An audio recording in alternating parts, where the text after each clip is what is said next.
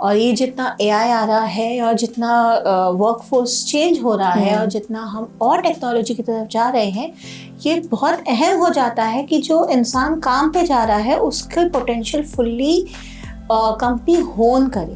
तो ये जो 4 चीज़ें हैं ये स्पिरिचुअल डोमेन से प्रैक्टिकली इम्प्लीमेंटेबल फॉर्म में कॉर्पोरेट लाइफ में वर्कप्लेस स्पिरिचुअलिटी के द्वारा लाई गई है through research.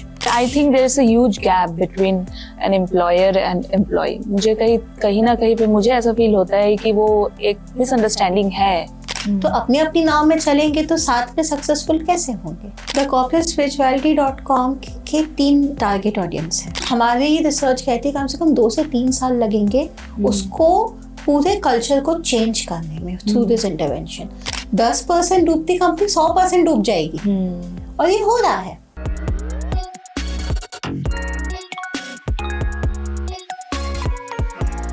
Hi everyone, welcome to Edinova live. And आज हमारे साथ बहुत ही इंपॉर्टेंट गेस्ट मौजूद है who has created a huge spur in the world of workplace management, and we are going to discuss a very unique topic of workplace spirituality. Spirituality words we all are well acquainted with, but workplace spirituality क्या है and how any organization in the country can adopt workplace spirituality and create a change in the world of management. So warm welcome to you, ma'am, Dr. Anshul Gupta, who is an Indian author from Bangalore, India. Welcome to Noida.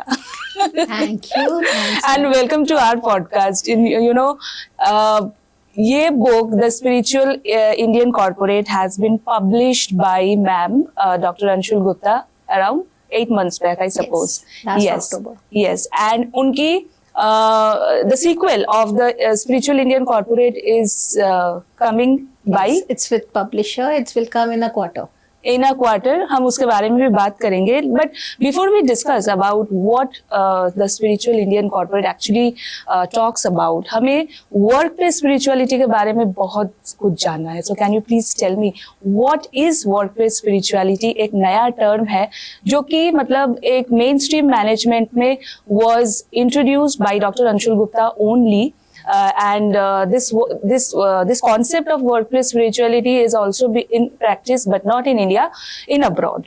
So please tell me something about workplace spirituality. इसका कैसे आपने research किया है? I suppose you have researched around it for a decade, 7 years. In fact, Dr. Anshul Gupta ma'am is also a researcher and a PhD scholar too in human resource management. So please tell me. Thank you for the elaborate introduction, Sushmita.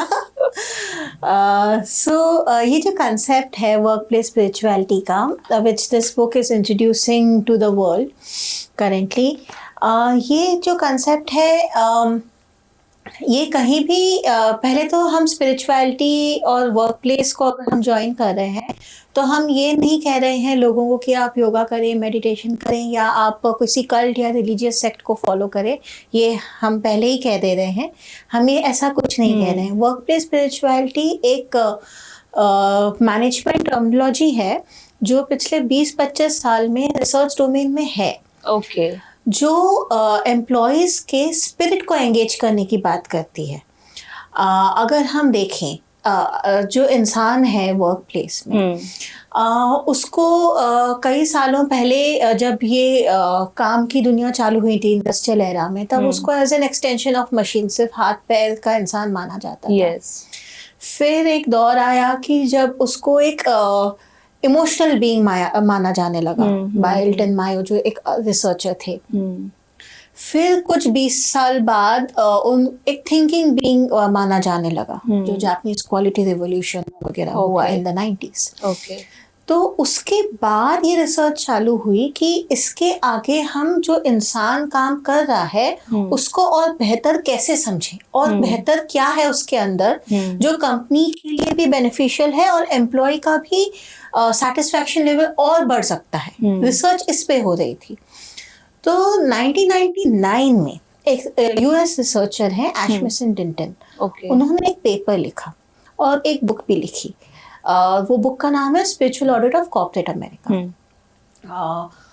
उसने इस topic पे research चालू करी globally. India में 2003 के आसपास से इसके रिसर्च पेपर्स पाए जाते हैं. ओके.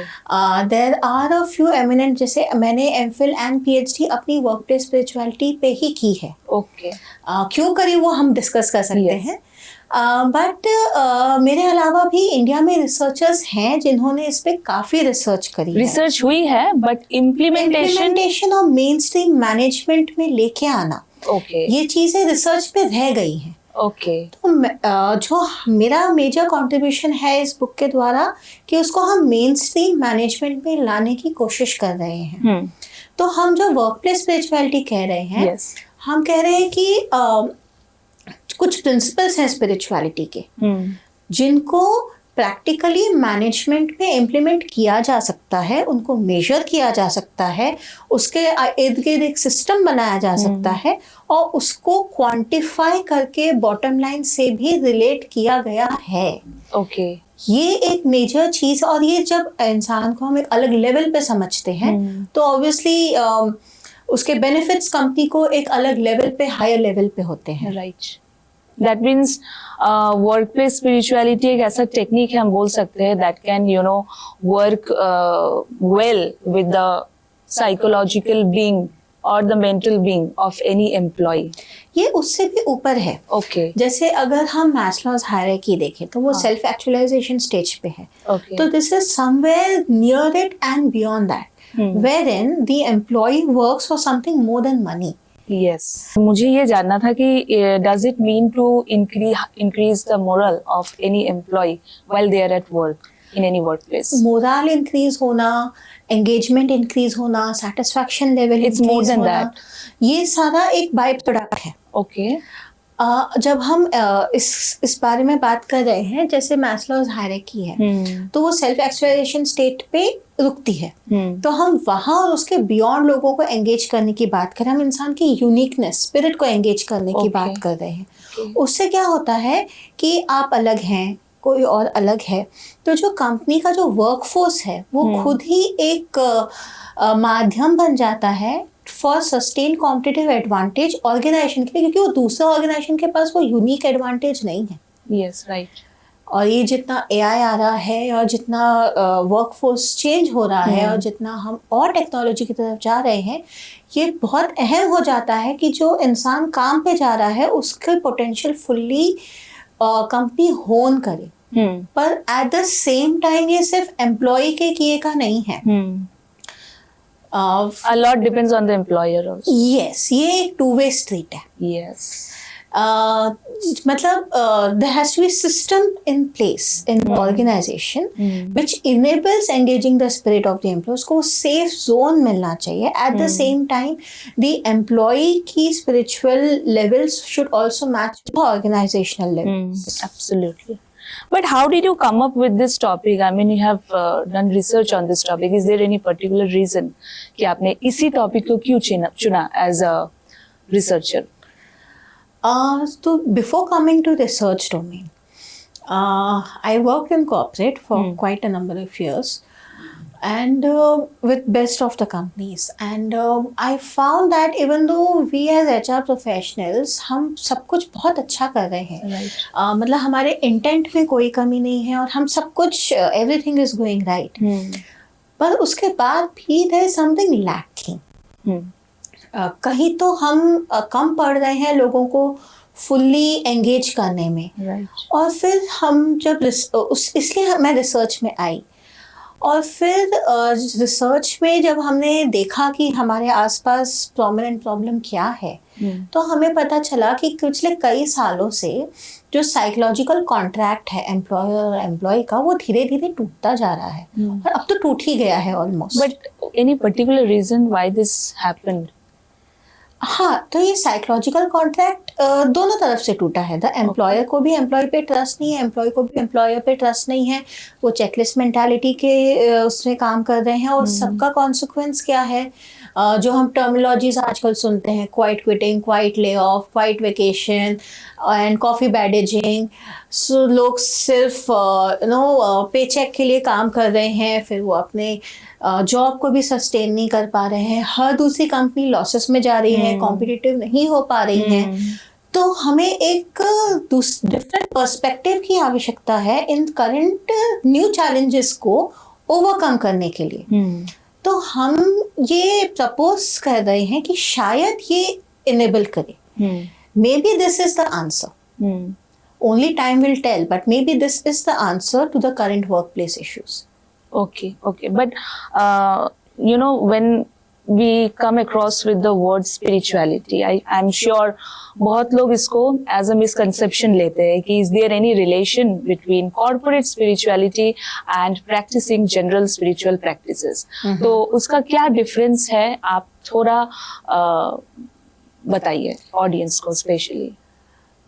ये जो पर्सनल स्पिरिचुअलिटी होती है ये हमारे खुद के वेलबींग के लिए होती है। हम उसको वेरियस फॉर्म्स में हम अपने अंदर के स्पिरिट से एंगेज करते हैं। हम कभी किसी गुरु को फॉलो करते हैं, कभी हम खुद किसी तरह की वर्शिप करते हैं, जो बहुत अच्छा है, हमें करना चाहिए। लेकिन जब हम कॉर्पोरेट स्पिरिचुअलिटी की बात करते हैं तब हम इन सब को पर्सनल लेवल पे अलग रख के, ऑब्वियसली इनर लाइफ को हम एक्नॉलेज करते हैं, वो भी एक डायमेंशन है, पर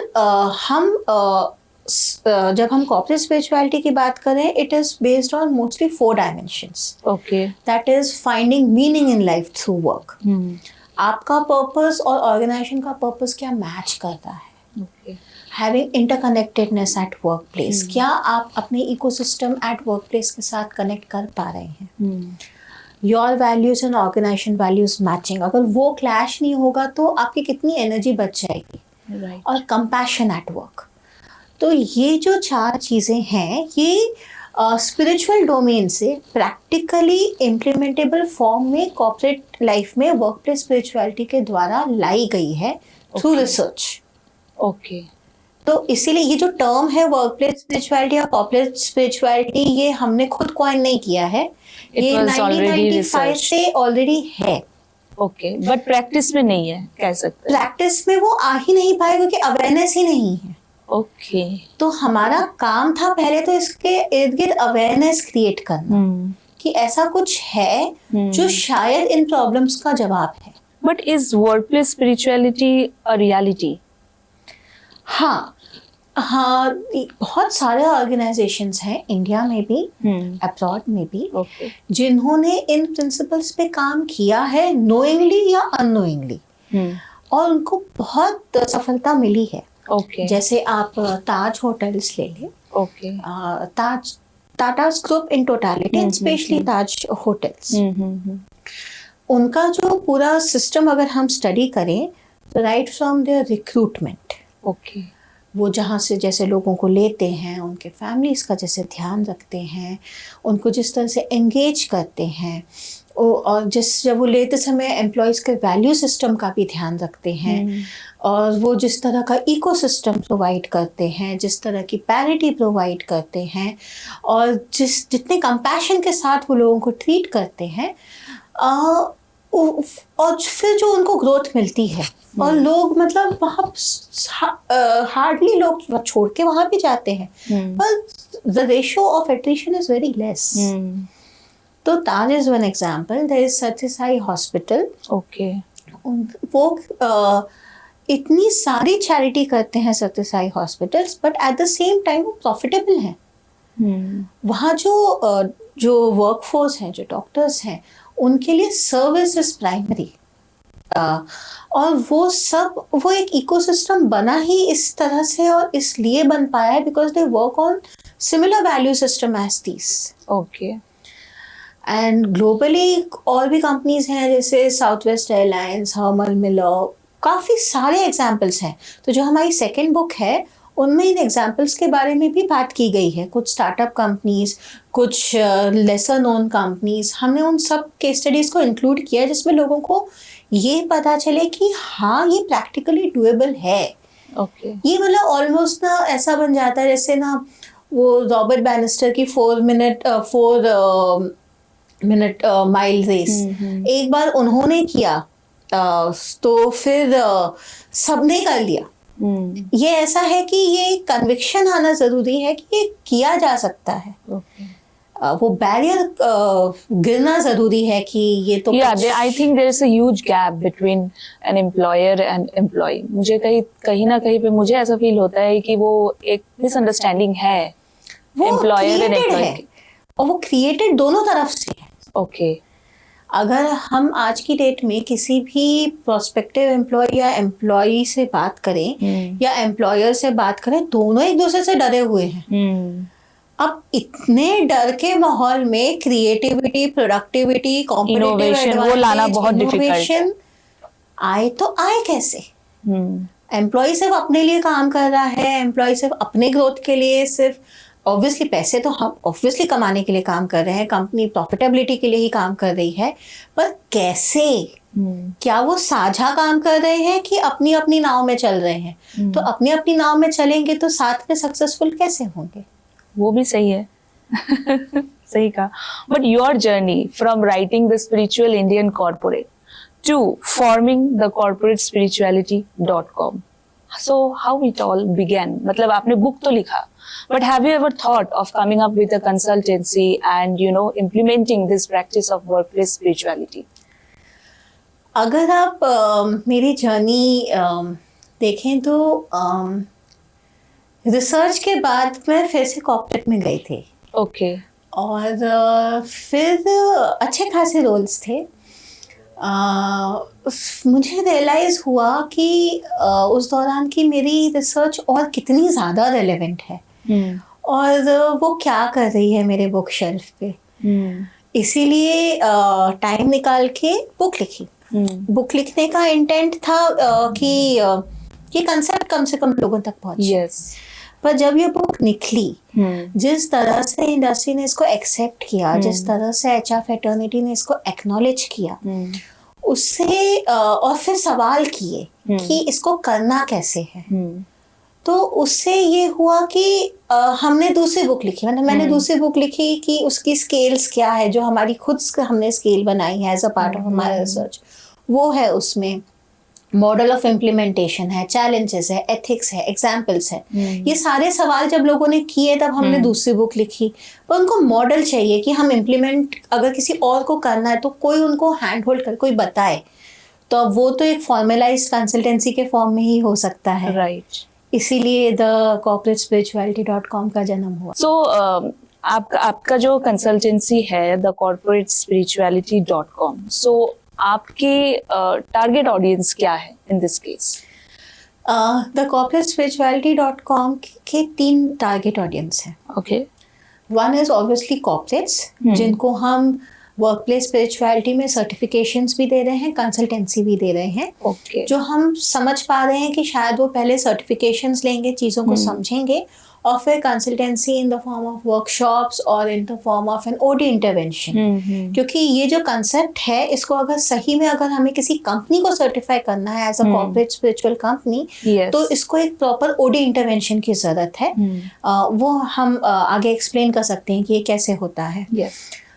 एक हमारा वो टारगेट है। सेकंड है कॉलेजेस, मैनेजमेंट कॉलेजेस, क्योंकि मैनेजमेंट स्टूडेंट्स के अंदर अगर इस चीज़ की अवेयरनेस क्रिएट होएगी, may be in a form of a small module, may be in their final year और व्हाटएवर, तो वो जब वर्क प्लेस में जाएंगे, they will have the right kind of attitude and value. That is very important. हम students को भी certify करेंगे। अगर कॉलेजेस हमें डायरेक्टली भी नहीं बुला पाते हैं, इंडिविजुअली भी हम स्टूडेंट्स को सर्टिफाई करेंगे। एट द सेम टाइम हम गवर्नमेंट एडवाइजरी के साथ भी काम करेंगे, वेरिन हम कैसे एक वर्क प्लेस को बेटर कर सकते हैं, वेलबींग इन्हांस कर सकते हैं, उस दायरे में भी काम करेंगे। आप मुझे एक चीज बताइए, this is my personal question, कि नाउअडेज ज्यादातर जो हमें देखने को मिल रहा है, what we are observing is that people are leaving corporate job and they are coming up with their own ideas, or they are forming their own startups. जब हम उनसे encounter होते हैं, when we talk to them about कि क्यों एक stable lucrative job छोड़ के then you are struggling with your startup, जो mainly answer आते हैं from the employees or from the workforce, that is the toxicity in any workplace. So do you think that toxicity can be balanced with workplace spirituality to some extent? Of course yes, जब workplace spirituality के इन parameters पे company खरी उतरती है, वो अपने systems and processes को इससे अलाइन करती है, Right. अगर हमें इसको इम्प्लीमेंट करना है तो हम, जैसे हम बात कर रहे थे, ये एक ओडी इंटरवेंशन है, तो वेर इन ओडी इंटरवेंशन के बारे में आप थोड़ा सा बता दीजिए। ओडी इंटरवेंशन मतलब ऑर्गेनाइजेशन डेवलपमेंट इंटरवेंशन, एक एचआर का सेक्शन है, स्ट्रैटेजिक एचआर का। तो उसमें ये होता है कि जो कंपनी के जो पर्सपेक्टिव है वो किस तरह से इसको अडॉप्ट करना चाहते हैं, पहले हम वो स्टडी करते हैं फ्रॉम द लीडरशिप टीम, फिर हम उसको एक मेजरमेंट स्केल के फॉर्म में फॉर्मुलेट करते हैं through qualitative and quantitative analysis. और फिर जो पूरा कंपनी का सिस्टम है, right from recruitment to induction to performance management to training to exit, उन सब में एम्प्लॉय को इन पैरामीटर्स पे असेस किया जाता है, which is finding meaning in life through work, having interconnectedness at work, your values organization values matching and having compassion. इन dimension के सब डायमेंशंस भी हैं। तो जब ये होता है तो हम प्री और पोस्ट एनालिसिस भी करते हैं कंपनी की, हम सजेशंस देते हैं कि आप ये सारी चीज़ें कर सकते हैं। तो ऑफ कोर्स जब ये चीज़ें इम्प्लीमेंट होती हैं तो म्यूचुअल ट्रस्ट जो है वो ऑब्वियसली बेटर होता है, वर्क प्लेस कल्चर बेटर होता है। ये तुरंत नहीं होगा अगर कोई एस्टैब्लिश्ड कंपनी है। हमारी रिसर्च कहती है कम से कम 2 से 3 साल लगेंगे उसको पूरे कल्चर को चेंज करने में थ्रू दिस इंटरवेंशन। पर अगर एक स्टार्टअप कंपनी है तो वो पहले दिन से इसको अडॉप्ट कर सकती है। अभी जो आप सवाल कर रहे थे कि लोग टॉक्सिसिटी की वजह से स्टार्टअप में आ रहे हैं, ये एक डिबेटेबल बात है। सारे ही ऐसे कर रहे हैं, पता नहीं, मतलब इट्स एन इंडिविजुअल, मतलब मेजॉरिटी ऑफ द अब वो employees complain because of the toxic culture of corporate specially. अब सबके अपने अपने पर्सनल रीजंस होते हैं, उस पे कमेंट करना थोड़ा मुश्किल है। लेकिन अगर कोई इंसान नई कंपनी स्टार्ट कर रहा है तो हम सजेस्ट करेंगे कि आप ज़रूर इसको इम्प्लीमेंट करिए। आप खुद सर्टिफाई होके इम्प्लीमेंट कर लीजिए, आप हमारी बुक पढ़ के इम्प्लीमेंट कर लीजिए ना। हम ये नहीं कह रहे कि आप thecorporatespirituality.com के थ्रू ही करिए। हमने जो बुक, क्योंकि एज रिसर्चर हमारी ना एक तरह से एक एथिकल रिस्पॉन्सिबिलिटी हो जाती है कि अगर हमारे आसपास की दुनिया को हमारे रिसर्च की नीड है तो हम वो पूरा दे दें, कम से कम हम उतना कर लें। तो हमारी जो सेकेंड बुक और फर्स्ट बुक है, अगर उसको पढ़ के कोई भी कंपनी, कोई भी इंडिविजुअल अपने टीम में, अपने कंपनी में इस कंसेप्ट को ज़रूर इम्प्लीमेंट कर सकता है। और उसके आगे अगर उनको और हेल्प चाहिए तो हम हैं, और अगर उनको प्रॉपर स्ट्रक्चर चाहिए तो सर्टिफिकेशन के लिए हम हैं। बट इवन अदरवाइज ये बिल्कुल किया जा सकता है, बुक लिखी ही इस तरह से गई है। Okay. So, any of the organizations, whether it is a startup or any of the established organization, can easily read the Spiritual Indian Corporate. And आपके आने वाली बुक की नेम क्या है? The Corporate Spirituality, Ethics, Challenges, Models and Scales of Implementation. Yes. So you can read the book and also implement all the practices in your organization for a healthy environment, right? Correct. And आपकी book अभी कहाँ पे available है? Book फिलहाल Amazon पे है और फ्लिपकार्ट पे है, काफ़ी सारे बाकी पोर्टल्स पे भी है, क्रॉसवर्ड ऑनलाइन में भी है, और आपके नियरेस्ट बुक स्टोर्स पे भी है। Wow, so you will get the book available in all the book stores near you. आज ही जाके बाई कर लीजिए, पढ़िए इसको एंड इम्प्लीमेंट ज़रूर कीजिए। सो आप मुझे एक चीज़ बताइए मैम कि कॉर्पोरेट स्पिरिचुअलिटी का बेनिफिट क्या क्या मिल सकता है स्पेसिफिकली? अगर हम if we jot down 5 to 6 benefits, people will come to know about it, if you can say something. जब हम वर्कप्लेस स्पिरिचुअलिटी इम्प्लीमेंट करते हैं तो obviously individual organisation, workplace spirituality and corporate spirituality same है। Okay, it's an interchangeable words. अभी workplace spirituality और corporate spirituality will touch all the aspects of humans at work. Okay. तो right from performance of individual to performance of organization, job satisfaction, employee engagement, lower attrition, lower turnover, or higher contribution of employees to the bottom line. ये almost सारे parameters जिन पे हम एक organisation की success को assess करते हैं और एक इंडिविजुअल को उसके कंट्रीब्यूशन के लिए एसेस करते हैं, सारे पैरामीटर्स पे इसका पॉजिटिव इम्पैक्ट है.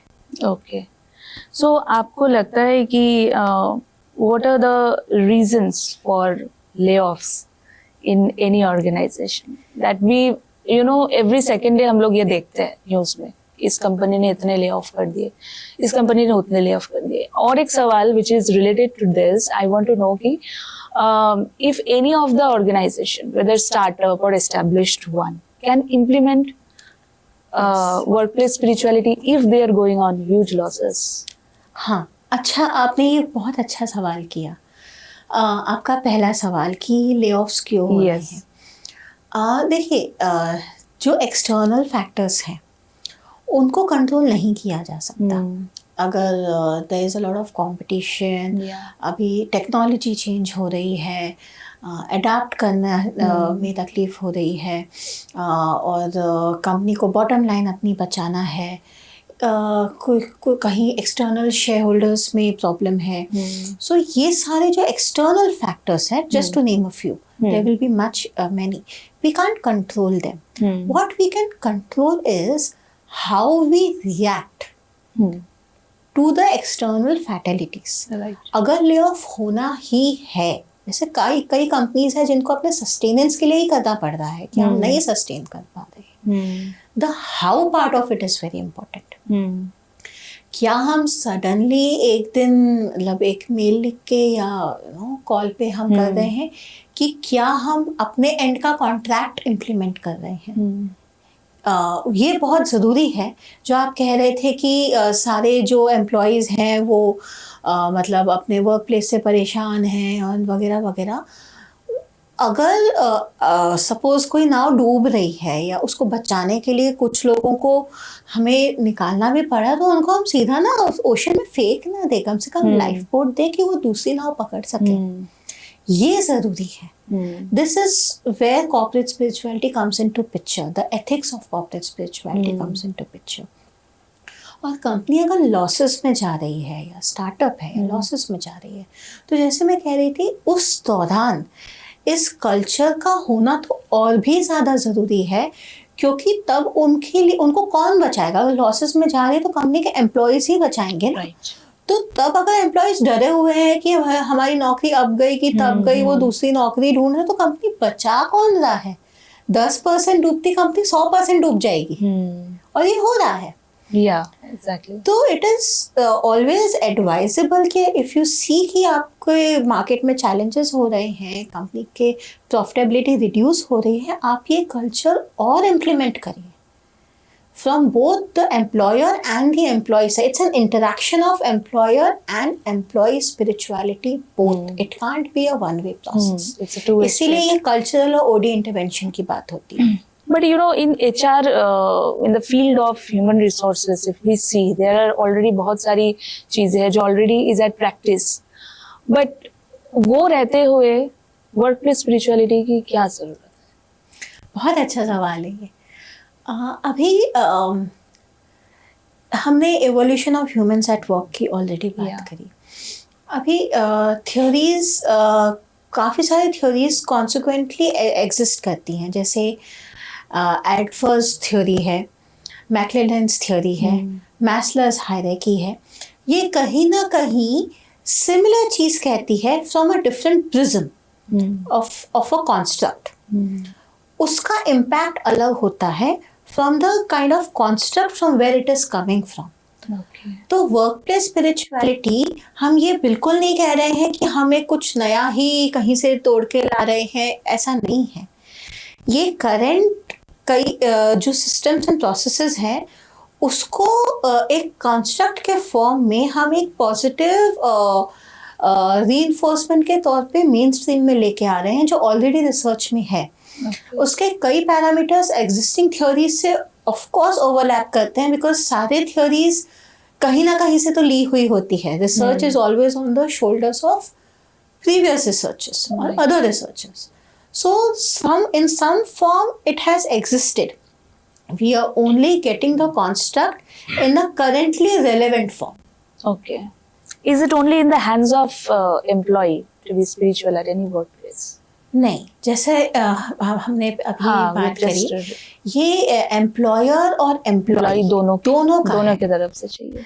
अभी जैसे फ्यूचर में जाके जो कंपनी को सिर्फ बॉटम लाइन पे एसेस नहीं किया जाना चाहिए. It's top line and bottom line. Bottom line is profitability. तो आगे जाके एम्प्लॉयज को, सो ये टू वे स्ट्रीट है work place spirituality. Employer and employee दोनों की तरफ से आगे जाके जो कंपनीज हैं उनको सिर्फ बॉटम लाइन पे नहीं, उनके सक्सेस को top line and bottom line दोनों पे असेस किया जाना चाहिए. Bottom line is profitability, top line is employee wellbeing. How are they taking care of employee well-being, employee mental health, employee not just physical comfort, psychological comfort. Are the employees not wounded? Can the employees trust the employer? Is the employer able to rely on its employees? इन सारे parameters पे भी company के success को assess करना चाहिए, क्योंकि कहीं ना कहीं वही जाके बॉटम लाइन को इम्पैक्ट करेगी. हम सब कुछ तो टेक्नोलॉजी से कर ही रहे हैं, तो जो इंसान है वो क्या कर रहा है, वो यही कर रहा है. तो इसको एसेस करना बहुत ज़रूरी है. और जो हम जो अगली बुक में ला रहे हैं और जो हम सर्टिफिकेशंस कर रहे हैं या जो हम कंसल्टेंसी कर रहे हैं, वो उसमें हम इसको क्वांटिफाइबल वे में in proper form of scales हम आगे लेके आ रहे हैं. तो एसेस करना बहुत आसान है. ट्रू. मतलब किसी को अगर कोई एम्प्लॉय या एम्प्लॉयर स्पिरिचुअलिटी पे बिलीव ना भी करे या पर्सनली कुछ ना हो स्पिरिचुअल, उसमें कोई पर्सनल रिलेशन है ही नहीं. ये एक कॉर्पोरेट कंसेप्ट है जो एम्प्लॉयज और एम्प्लॉयर दोनों के लिए बेनिफिशियल है. But do you think a good appraisal also serves as a huge motivation for of course employees? जब एक कंपनी का it reduces the attrition rate also. हाँ, सिर्फ वो नहीं. अगर सिर्फ अच्छा अप्रेजल करें और बाकी कल्चर को अच्छा ना रखें, वो भी गलत है. तो इसीलिए ये जो पर्टिकुलर कंपनी को अगर कॉर्पोरेट स्पिरिचुअलिटी सर्टिफाइड होना है, तो उसको अपने पूरे सिस्टम एंड प्रोसेसेस में इसको इनकॉर्पोरेट करना पड़ेगा. अप्रेजल उसका एक पार्ट है. मैम, जैसे कि you are already an expertise in human resources. आपने PhD किया है, आपने MPhil किया है in human resources management, and in fact you have a decade of working experience. So आपके एक्सपीरियंस के हिसाब से you please tell me as well as to the entire India कि what is the role of HR? HR are the backbone of any organization that we know, but how they help in the growth of any organization? पहले तो मैं थोड़ा correct करना चाहूँगी, मैं expert नहीं हूँ. Okay. मैं भी सीख रही हूँ. I am still learning. I am only a researcher. मेरे सिर्फ 7 years ऑफ रिसर्च है. देर आर पीपल जिन्होंने इस डोमेन में अपनी पूरी जिंदगी लगाई है. इंडिया में है ऐसे लोग. तो मैं बिल्कुल नहीं कहूँगी कि मैं एक्सपर्ट हूँ, But you are experienced.